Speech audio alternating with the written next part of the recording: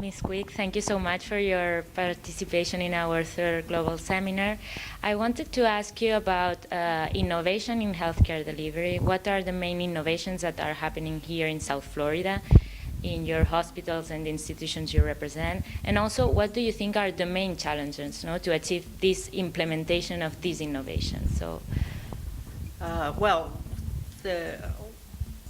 one of the innovations that going on internationally that is certainly happening here is the use of new technology, in particular telemedicine, telehealth, this notion of being able to take care of patients where they are as opposed to bringing the patients to you or to the hospital.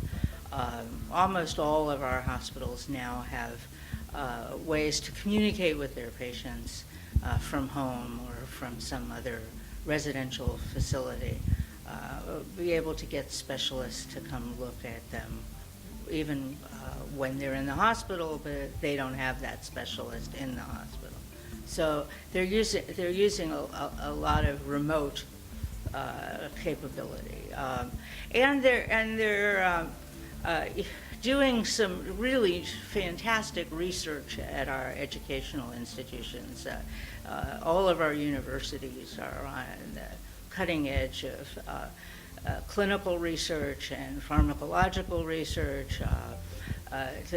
One of our schools is trying to specialize in primary care, and another one has figured out how to make ocular lenses from material from your teeth, just really sort of cutting edge research at all of our medical universities and colleges.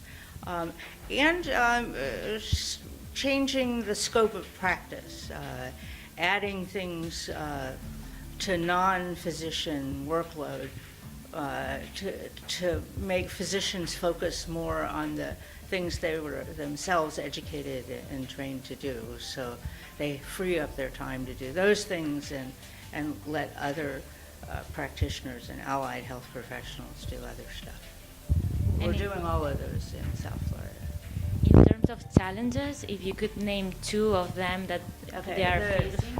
Clearly, money is always a challenge. Having adequate resources is a challenge.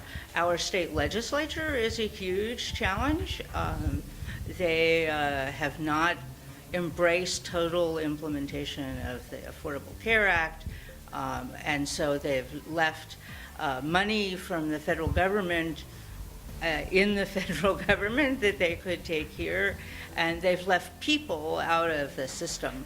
Of the 1 million people in Florida that could be covered by this new money, 600,000 of them are here in South Florida. So that's a huge, huge challenge, is the lack of political will to implement the law, and the resulting shortage of resources for the number of people that need the research.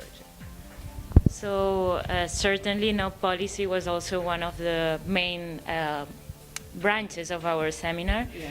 And from this standpoint, I wanted to know, what do you think that was of use, of this seminar, these global views and putting people together to try to find solutions? Maybe it's like connecting the dots of knowledge. So I would like to know your personal experience and what you thought it was of use of our seminar, and what did you think about the seminar? Well, I am fascinated by the fact that around the world they have similar changes and innovations, and to watch how they have implemented those changes is interesting.